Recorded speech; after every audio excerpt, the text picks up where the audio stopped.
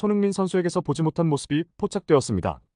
영국 언론들은 웨스트햄 원정에서 안타까운 무승부를 거둔 뒤 토트넘 라커룸 상황이 그 어느 때보다 긴장됐다고 보도했습니다. 그 이유는 주심이 종료 휘슬을 불자마자 손흥민의 분노한 태도 때문이었죠. 그는 동료들이 추가 시간에서 귀중한 역습을 놓친 것에 분노를 참지 못하고 오랫동안 그라운드에 앉아 있었습니다.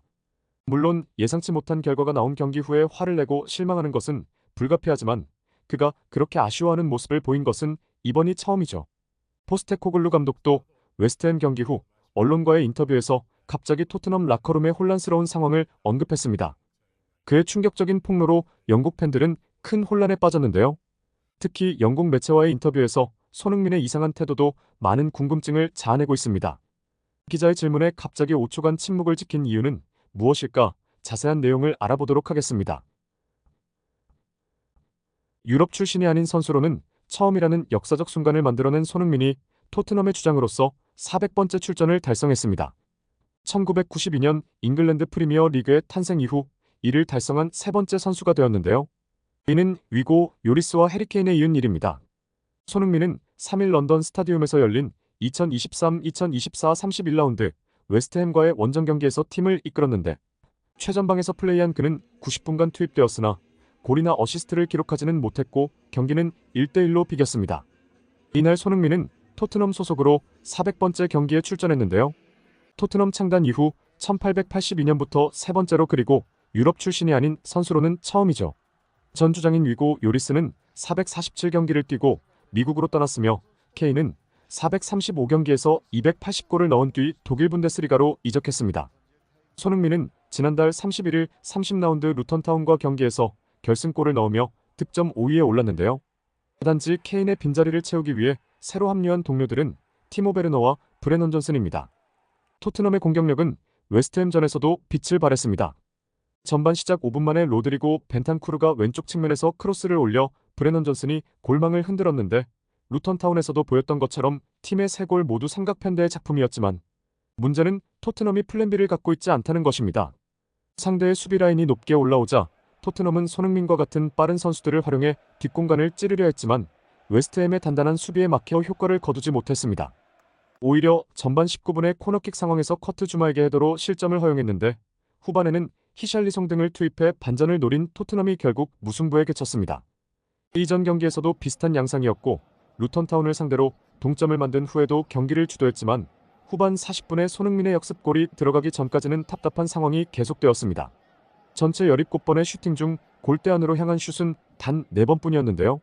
공격적인 전략을 적용하는 포스테코글루 감독이 막혀있는 상황에서 새로운 전술적 대안을 찾지 못하고 있는 것으로 보입니다. 지난달 31일 울버햄튼을 2대0으로 이긴 4위 에스턴 빌라에 2점 차로 뒤져 있는데요. 포스테코글루 감독은 웨스트햄전을 마치고 선수들의 판단이 부족했다.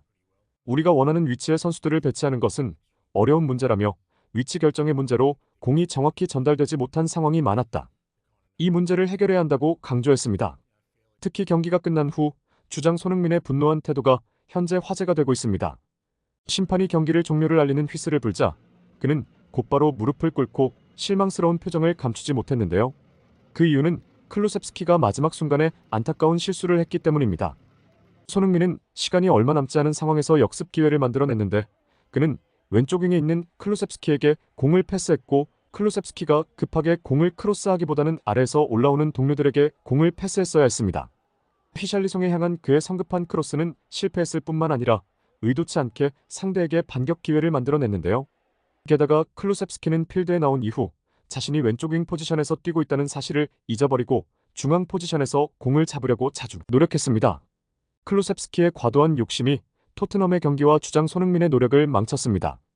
그러자 손흥민은 클루셉스키에게 분노를 표출하며 거칠고 신랄하게 비난했습니다. 경기 후 토트넘 라커룸에서 두 선수 사이에 몸싸움이 벌어졌다는 보도도 있는데요.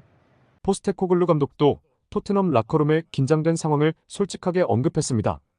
경기 중 선수들 사이에 갈등이 자주 일어나는데 라커룸에서 잘 해결되어서 다행이다. 한 경기에서 실수를 지적하는 것도 다음 경기에서 같은 실수를 반복하지 않도록 돕는 방법이기도 하죠. 물론 손흥민은 다른 선수들의 실수를 지적할 권리가 있다. 주장이니까 손흥민은 경기 후 다소 화가 난 듯 보였지만 지금은 괜찮다. 경기 후 무승부에 대해 손흥민은 실망을 토로했습니다. 그는 사위 경쟁에 대해 이것은 결코 쉽지 않다. 우리는 이러한 기회를 놓칠 수 없다. 우리는 좋은 경기를 했지만 결과에 아쉬움이 남는다라며 이러한 실수를 되풀이해서는 안 된다.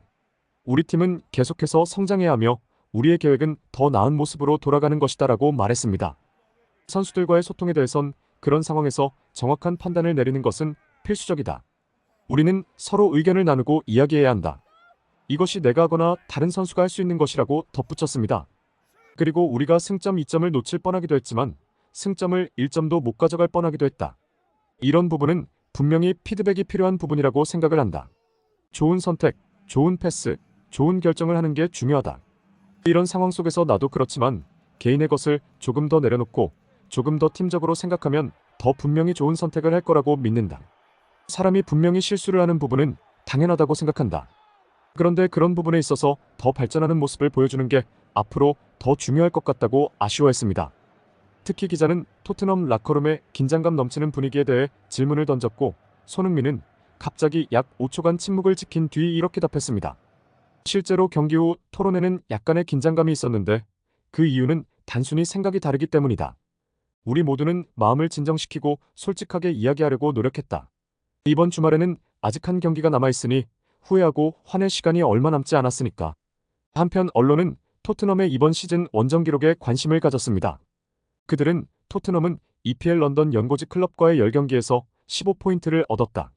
4승 3무 3패를 기록했는데 이 중 9포인트가 토트넘 호스퍼 스타디움에서 얻어졌다라고 보도했습니다. 이어서 보통은 홈에서의 성적이 원정보다 더 좋은 팀이 많다. 그러나 토트넘은 홈, 원정 경기 간의 차이가 상당히 크다. 이번 시즌 홈에서 11승을 거두었지만 원정에서는 6승에 그쳤다. 이 차이는 풀럼, 뉴캐슬에 이어 가장 큰 차이다라고 강조했습니다. 끝으로 언론은 만약 토트넘이 다음 시즌 챔피언스 리그에 출전한다면 원정 경기에서의 부진이 큰 걸림돌이 될 수 있다는 점을 고려해야 한다. 포스테코글루 감독은 여전히 첼시의 스탠포드 브릿지, 뉴캐슬의 세인트 제임스 파크, 리버풀의 안필드, 셰필드의 브라몰 레인에서의 경기를 기다리고 있다고 지적했습니다. 한편 이번 시즌 토트넘의 원정 성적은 6승 6무 3패로 리그에서 5위를 차지하고 있는데요.